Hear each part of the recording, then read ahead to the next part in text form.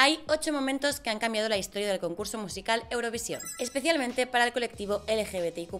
No solo se trata de un concurso en el que votar y dar puntos a países vecinos, es mucho más que eso. Es una punta de lanza a la diversidad. Hoy vas a conocer los 8 hitos que han convertido Eurovisión en uno de los concursos con más diversidad sexual.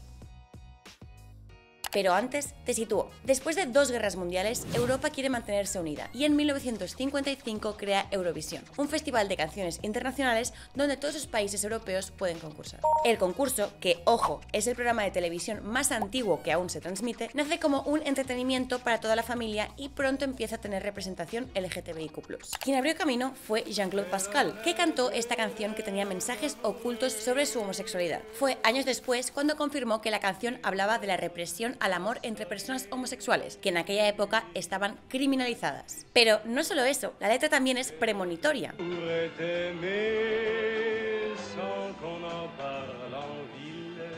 Acuérdate de esto. A partir de aquí, Eurovisión abre la puerta del armario para no cerrarla nunca más. En 1986, Noruega hace historia con Romeo. Estamos ante la primera vez en que se sube al escenario una drag queen, en este caso vestida de época, lo que supuso una primera muestra de la identidad LGTBIQ+ en Eurovisión. Y esto, para que te sitúes históricamente, fue 2 años antes que el Reino Unido prohibiera mencionar la homosexualidad en las escuelas. Mientras algunos países daban algunos pasos atrás, Eurovisión sigue dando lecciones de inclusión. En 1997 se derriba una barrera más. El cantante islandés Paul Oscar se convierte en el primer concursante abiertamente gay de Eurovisión. No ganó, pero como dijo él mismo, su legado contribuiría al progreso. Y así fue, porque al año siguiente es el momento de Dana International, que con su canción Diva se convierte en la primera persona trans en ganar Eurovisión y tener un gran éxito mundial. Su canción celebra a algunas de las mujeres de la historia y la mitología. El término diva lo asociamos con mujeres seguras de sí mismas, lo que es significativo para las personas trans que se enfrentan a la discriminación y al acoso. Sus detractores en Israel dijeron que elegirla era como enviar un mensaje de oscuridad al mundo. Ella respondió con un mensaje muy claro: intenten aceptarme, soy lo que soy.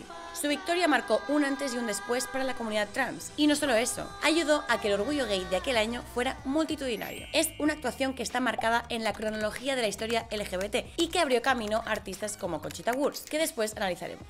2 años después, empiezan a suceder cambios significativos en Europa, como en 2001, el año en que los Países Bajos se convierte en el primer país del mundo en legalizar los matrimonios homosexuales. Pero aún así, el festival da pie a alguna controversia, como la que protagonizó la banda rusa Tatu, que se presentaron en 2009 como artistas queer, pero después se supo por sus declaraciones que actuaban como lesbianas sin realmente serlo, lo que se conoce como queerbaiting. En cambio, en 2013 sí que se lanzó un mensaje real de inclusión, en este caso en forma de beso. La cantante finlandesa Krista Sigfield en 2013 completó su actuación de la canción Marry Me besándose con una de sus bailarinas. En la canción, Krista canta sobre su deseo de casarse con alguien que ama, independientemente de su género, y anima a otros y a otras a hacer lo mismo. ¡Dilo, Krista!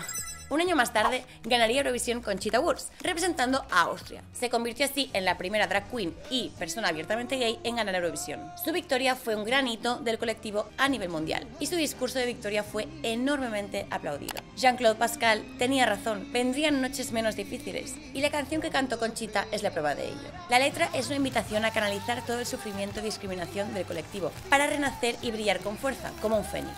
Sin buscar venganza, sino más bien encontrar la paz, que es precisamente el motivo por el cual se creó Eurovisión. Peter Reberg, autor de este ensayo, afirma que Eurovisión da a las personas LGBTIQ+ un derecho patriótico que se le niega en otros campos. Piénsalo así, en Eurovisión hay más representación de diversidad sexual que en un mundial de fútbol, donde por ejemplo aún es tabú la homosexualidad. ¿Y ahora cuáles son los 2 últimos hitos de la lista? Pues en estos, los propios ganadores y propias ganadoras ya hablan públicamente de su orientación sexual con un objetivo muy claro: fomentar la aceptación de estas. El artista abiertamente bisexual Duncan Lawrence fue el ganador del concurso de 2019 representando a los Países Bajos. Lawrence había contado unas horas antes en la sala de prensa lo orgulloso que se sentía de tener la oportunidad de mostrar quién era, como el caso de Victoria De Angelis del grupo Måneskin, que se declaró abiertamente bisexual, o su compañero de banda, Ethan Torquio, que se definió a sí mismo como sexualmente libre. Así pues, podemos decir que Eurovisión ha contribuido a un mundo más libre, ya que estas actuaciones que hemos visto han sido fundamentales para avanzar en la inclusión social del colectivo LGTBIQ+.